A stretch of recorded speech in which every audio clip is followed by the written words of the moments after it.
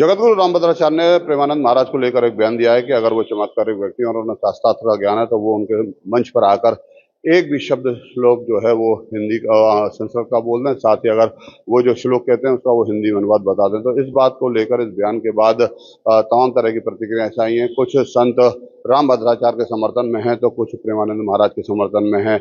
News 18 की team इस समय वृंदावन में प्रेमानंद महाराज के आश्रम केली कुंज के समीप स्थित है। वहां प्रेमानंद महाराज के कुछ समर्थक जो दूर दराज से दर्शन करने आए थे उनसे बातचीत कर रही। साथ ही कुछ संत ऐसे हैं जो वृंदावन में निवास करते हैं, उनसे भी आखिर पूछेंगे कि आखिर इस सब को लेकर उनकी क्या प्रतिक्रिया है।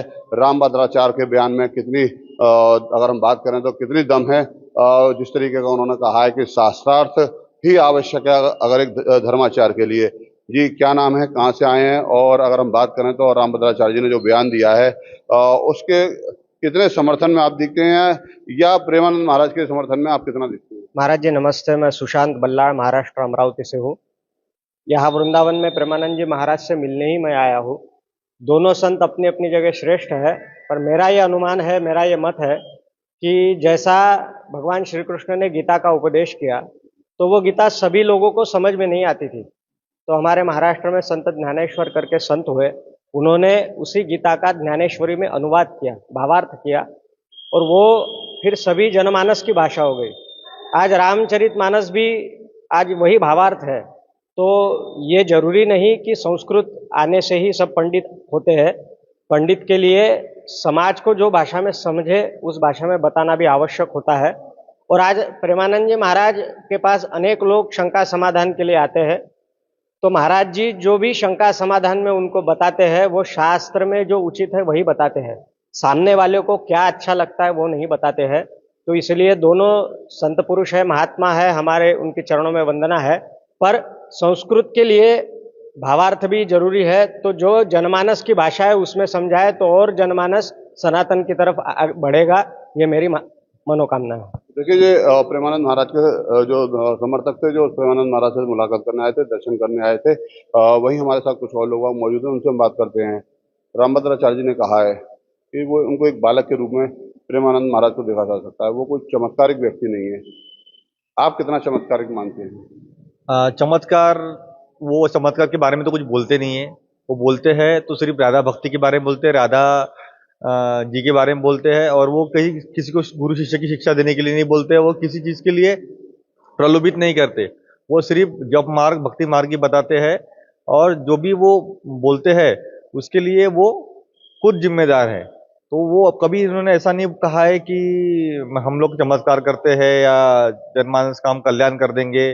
बड़े वचन उन्होंने कभी नहीं बोले। ठीक है, देखिए, लोगों का मानना है कि प्रेमानंद महाराज समाज को एक ज्ञान का जो संदेश है वो उसको देते हैं, और उसी के चलते उनके जो है कुछ ही समय में इतने लाखों करोड़ों फॉलोअर्स देखे जाते हैं। हमारे साथ संत समाज से भी लोग मौजूद हैं, उन्हीं से हम बात कर लेते हैं। रामभद्राचार्य जी ने कहा है कि विद्वान नहीं है, शास्त्रीय ज्ञान नहीं है रामभद्राचार्य जी प्रेमानंद जी महाराज को। आप किस नजर से देखते हैं दोनों संतों को? जी, भगति स्वतंत्र सकल गुण खानी। तो यहाँ पर ये विषय ये है कि जो सरलता, जो दैन्यता और जो शरणागत वत्सल, और इनके श्री प्रेमानंद जी महाराज के कारण जनमानस को लाभ कितना हुआ है, महत्वपूर्ण ये है। अब यहाँ रामभद्राचार्य जी से पूछना चाहते हैं, क्या आप शास्त्रार्थ से जगत गुरु बने हैं या मनमाने तन से, मनमुखी रूप से आप शंकराचार्य जी बने हुए हैं? विषय यहाँ पर ये खड़ा होता है। विषय यहाँ पे ये खड़ा नहीं होता है कि पूर्व में 10 वर्षों से श्री प्रेमानंद जी महाराज जो सत्संग दे रहे हैं, उन्होंने श्रीमद् भागवत जी पे, गीता जी पे, अनेक ग्रंथों पे जो प्रवचन दिए हैं, उन्हों पे जो सुसंगत और जो समाज से और जो गीता प्रेस के द्वारा रचित जो शास्त्र हैं उनके अनुसार उन्होंने श्लोक बोले और उसी शास्त्र सम्मत से उन्होंने प्रवचन किए हुए हैं। कहीं भी उन्होंने शास्त्र से अनर्गल नहीं किया गया है। अब आप किस एंगल से ले रहे हैं वो विषय आपका है, क्योंकि यहाँ धूल दर्पण में लगी हुई है तो दर्पण को साफ कीजिए, चेहरा में लगी हुई तो चेहरा को साफ कीजिए। आप क्या है कि दूसरे पे आक्षेप लगा करके अपना महत्व बढ़ा रहे हैं, ये गलत बात है। भाई, भगति स्वतंत्र सकल गुण खानी है, तो भगति क्या है? सबको ग्राह्य करना और जनमानस में भगवत भक्ति का प्रचार करना महत्वपूर्ण ये है। ऐसा नहीं कि प्रेमानंद जी को संस्कृत नहीं आती है, प्रेमानंद जी महाराज जी ने संस्कृत में वक्तव्य नहीं दिया हुआ है। अब यहाँ पे ये द्वेष भाव है, और श्री शंकर जो है आपके रामभद्राचार्य जी का अहम है, और उनका क्या है उस पे वही बोल सकते हैं, लेकिन पूज्य प्रेमानंद जी किसी भी एंगल से गलत नहीं है। देखिए, रामभद्राचार्य जी ने कहा है कि मंच पर आ जाएं, शास्त्रार्थ कर रहे हैं, एक श्लोक संस्कृत का बोल रहे हैं, तो क्या माना जाए, क्या संत के लिए संस्कृत आवश्यक है? देखो, संस्कृत आवश्यक है, क्योंकि हमारी जो देववाणी है संस्कृत, ये बहुत महत्वपूर्ण है। दूसरा विषय ये है कि प्रेमानंद जी महाराज ने संस्कृत बोला है, ऐसा नहीं कि नहीं बोला है, हमेशा बोला है। अब यहाँ पर श्री रामभद्राचार्य जी ये बताएं, क्या वो शास्त्रार्थ करके ही जगत गुरु बने हैं, या मनमुखी रूप से आपने तुलसी पीठाधीश्वर लिख लिया है? ये गलत बात है। इनको पहले दूसरे पे उंगली उठाने से पहले अपने गिरेबान पे झांकना चाहिए। और मेन विषय ये है कि जिन कोहिनूर हीरा बहुत महत्वपूर्ण होता है, तिजोरी में पड़ा हुआ है, उससे किसका काम अटक रहा है? लेकिन यहाँ पर श्री प्रेमानंद जी महाराज से पूरे आज भारत में, विश्व में लोग भक्ति से जुड़े हैं, लोगों का कल्याण हुआ है, लोगों की शंका समाधान हुई है। महत्वपूर्ण ये है, महत्वपूर्ण ये नहीं है कि शास्त्रार्थ करना, क्योंकि शास्त्रार्थ वो करेगा जिसको राजनीतिक पद मिल चाहिए, किसी को पद्मश्री चाहिए, किसी को जगत गुरु बनना चाहिए, उसको कोई एक विषय लेकर के, टाइटल लेकर के अहम खड़ा करना है। महाराज का सरलता है, दीनता है, वो भक्ति से, और कोई भी शंका समाधान है वो सरलता से करते हैं, और वो संस्कृत भी बोलते हैं, संस्कृत भी जानते हैं, पर वो शास्त्रार्थ नहीं करेंगे। भाई ऐसे अगर मंडन मिश्र और शंकराचार्य जी का जो संवाद हुआ था, उसमें भारती ने बोला कि शंकराचार्य जी से कि आप हमारे इस विषय में आइए, तो उन्होंने परकाया प्रवेश करके बोला। तो जो जिस विषय का ज्ञाता नहीं है, जिस विषय में उनको उनका भक्ति मार्ग है, तो भक्ति में करे। शास्त्रार्थ ये युद्ध वाला ये चीज नहीं है। आप किस रूप में देखते हैं जो रामभद्राचार्य जी ने बयान दिया है? रामभद्राचार्य जी समय समय पे बयान देते हैं, उसको, इस बयान को किस रूप में आप देखते हैं जो रामभद्राचार्य जी ने प्रेमानंद महाराज के लिए दिया है? देखिए, दोनों का प्लेटफॉर्म अलग है, दोनों के अगर हम बात करें तो उनके फॉलोअर्स अलग हैं, प्रेमानंद जी के फॉलोअर्स अलग हैं, दोनों का भक्ति का मार्ग अलग है। उन्होंने कहा केवल भक्ति मार्ग क्षणिक मात्र होती है।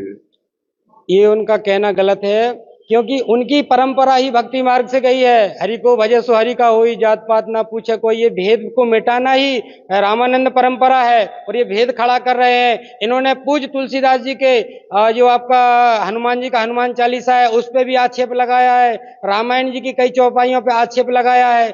आप अपनी परंपरा को विखंडित कर रहे हैं, अपने पे आक्षेप लगा रहे, तो स्वाभाविक है आप हर किसी पे आक्षेप लगा सकते हैं। तो देखिए, कुछ संत ऐसे हैं जिन्होंने ये कहा है कि संस्कृत का होना एक धर्माचार के लिए, संत के लिए आवश्यक नहीं है। अगर हम बात करें तो धर्म शास्त्रों में संस्कृत का क्या महत्व है और इसको संस्कृत से क्यों जोड़ा जाता है? क्योंकि ये हमारे जो आदि ग्रंथ हैं, वेद हैं, पुराण हैं, शास्त्र हैं, उपनिषद हैं, इनमें जो आपकी संस्कृत है ये सर्वोपरि है, और संस्कृत भाषा होना ही चाहिए, ये अनिवार्य है। पर कब होगी? अगर आप राष्ट्र में रहते हैं और आप पद्मश्री हैं, तो आपको सरकार के द्वारा इलीगल तरीके से लागू करवा देनी चाहिए। भाई आपको अगर चाहिए तो आप एक उसके आधार से लगवाइए ना, ये जो आपके संविधान के अनुसार से लागू कर दीजिए। संविधान कुछ कह रहा है, कोई कुछ कह रहा है। अरे कम से कम भक्ति के लिए लोगों को प्रेरित कर रहे हैं, किसी भी तरीका से कहें वो उचित है।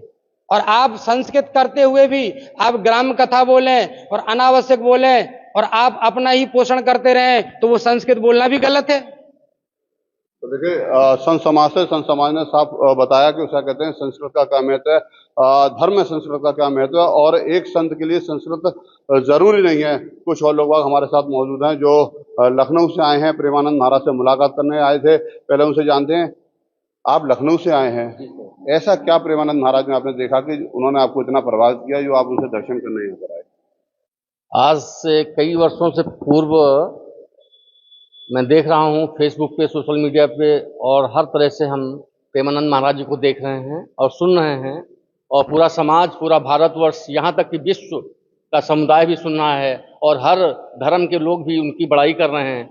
हमारे प्रेमानंद महाराज जी बहुत ही सरल स्वभाव के हैं और बहुत ही सच्चे इंसान हैं, जो अंदर से हैं वो बाहर से हैं, और जो बोलते हैं सबकी समझ में आता है। पता नहीं कितने हमारे हर पीढ़ी हर एज के ग्रुप के जो लोग हैं, बड़े बुजुर्ग, बच्चे, सभी के समझ में आती है उनकी भाषा, और उससे बहुत बड़ा परिवर्तन हो रहा है समाज में।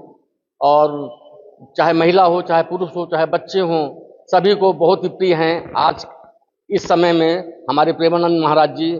और जहाँ तक बात है रामभद्राचार्य जी महाराज की, वो अपनी जगह पे श्रेष्ठ हैं, लेकिन श्रेष्ठता अपनी जगह पे है, लेकिन जो जनता को, जो समाज को कल्याण करे, उनके आचरण में परिवर्तन लाए, उनका विकास करे, बौद्धिक विकास हो और हर तरह से आचरण बदले और गलत मार्ग से अच्छे मार्ग पर चले समाज। तो ये इसके लिए हमारे प्रेमानंद महाराज जी ने बहुत ही योगदान दिया है और देते रहे हैं और दे रहे हैं प्रतिदिन।